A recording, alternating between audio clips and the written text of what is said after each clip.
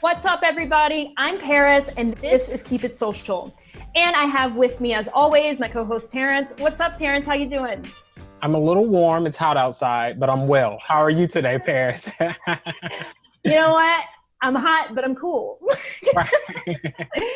and Terrence, I'm excited because we get to continue our very lively and engaging conversation with Boston Celtics center Enes Kanter, who's with us from the NBA bubble in Orlando, Florida. Hi, Enes. How's it going?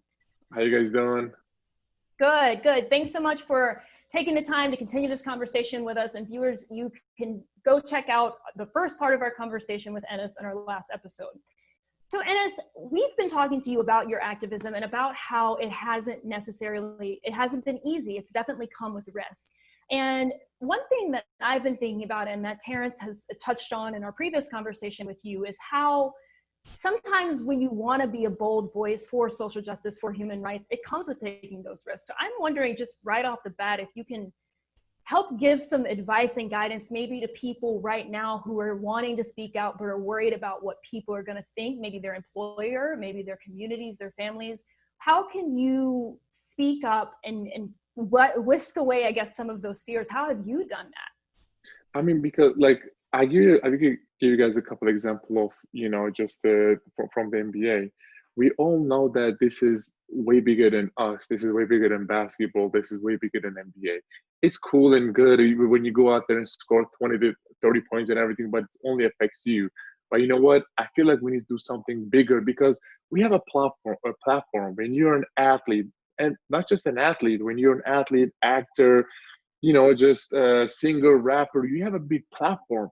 The important thing is just inspire others because there are so many kids, young generation out there watching you and following your footsteps. So I feel like we need to talk about what matters, not just on the court, but off the court.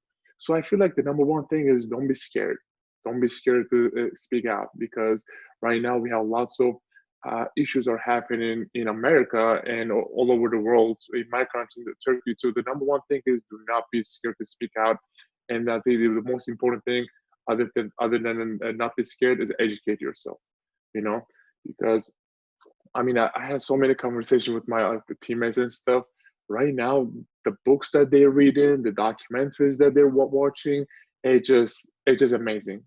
Because before they were all about, just like we're all about, just playing video games or just watching movies and hanging out and stuff. But right now, we saw what's coming, what happened. So I feel like we just need to just step back and say, okay, let's educate ourselves first before we say anything, because this is more important than all of us. Yeah, and it's to your point about, just do it, just speak up, just have that voice. I completely agree.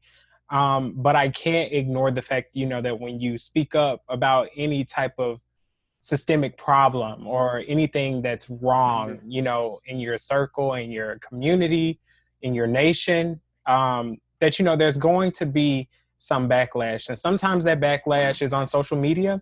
Sometimes it's, people physically attacking others.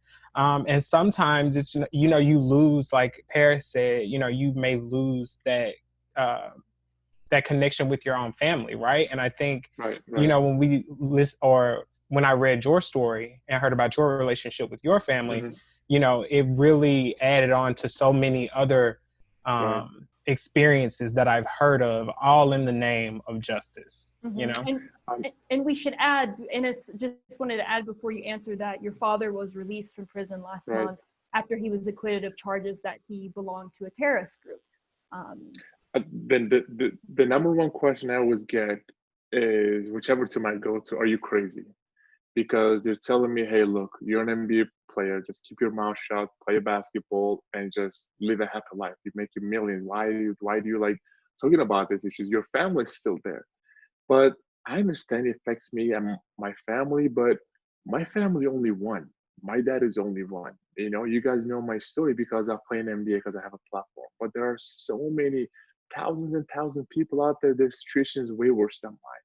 I already told you about the journalists, but right now there are 17,000 innocent women are in jail right now with their babies, and there are lots of reports out there saying that these women are getting raped and tortured. And just because of this coronavirus, right? Turkish government decided to release all the serial killers, child rapists, human traffickers, thieves, or mafia leaders, smugglers, but they decided to keep all the political uh, dissidents and journalists and just innocent people, I will say, in jail. If the coronavirus, which is already did, it spreads out in jail, there's going to be so many deaths. So like whenever I told them about this conversation, they're like, okay, how can we help you? So like it's important, man. I understand it's a lot of me and my family and stuff, but people needs to know that just my family is only one and my dad is only one. And the fight we do against him, it was been 7 years that we were fighting against him about my dad, and he's finally free. And so have you had any touch with have you been in touch with your family since your father has been released? Are you able to talk to them at all? My brother plays basketball in Spain, so I am in touch with him. But other than that, it's just too risky because of all this stuff that's happening. My dad was a genetic professor. He got fired. My sister went to medical school for 6 years. 6 years now, she cannot find a job. My little brother was playing basketball. He literally got kicked out in every team. But my family had to put a statement out there and say we are disowning us. So, but Turkish government didn't believe that. They sent police to my house and they raided the whole house. They took every electronic way, phones, computers, laptops, because they wanted to see if I am still in contact with my family or not. And if they were to see any text message or email or missed call, they will be all in jail. So right now, I can't even remember the last time I talked to them. That's so wild to me. Like the fact that your family essentially had to disown you publicly. Like I start to tear up whenever my mom is mad at me, right? So, Exactly. to like live your you. life and like get this notice that your family has, disowned you, like I know I would be heartbroken, and I know that's something difficult for you to have to, face and just keep going as if, nothing's going on really. Like I said again, man, I understand. It's like in the end, it's my mom and dad. I know in the end, you just wanna, because like the toughest part is like think about after the game, right? I see all the other players just going out, going to the just the court, taking pictures with their family, talking to them, and having fun with them. You just have to put your head down and just see, okay, what I'm doing is way bigger than this. Just focus on what you need to focus on. You get rewarded later. So I actually I had one picture I had actually one picture in my phone of my mom. I used to look at it after the games and stuff, but I was like, you know what?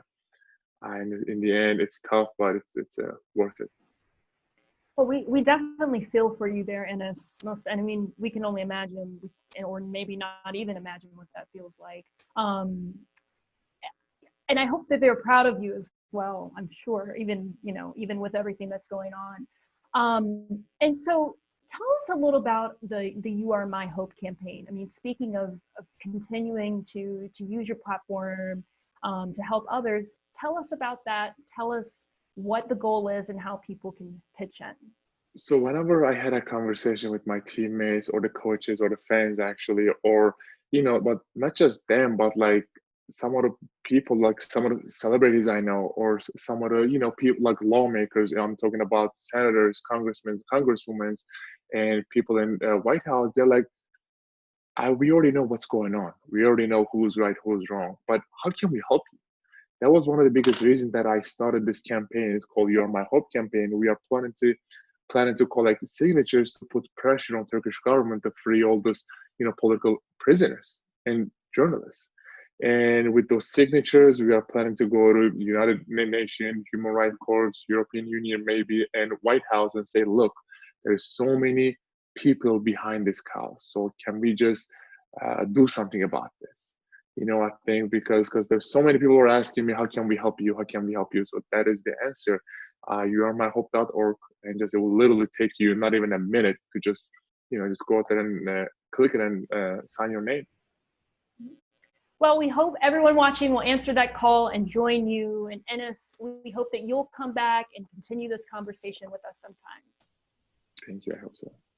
Thanks so much. Take great care and good luck with the bubble season. I don't even know if people are calling it that, but that's what they call it. Yeah. Yeah. Okay. Well, stay safe. We'll be keeping up with your missions from there, but also everything that you're doing off court. Appreciate it. Thank you so much.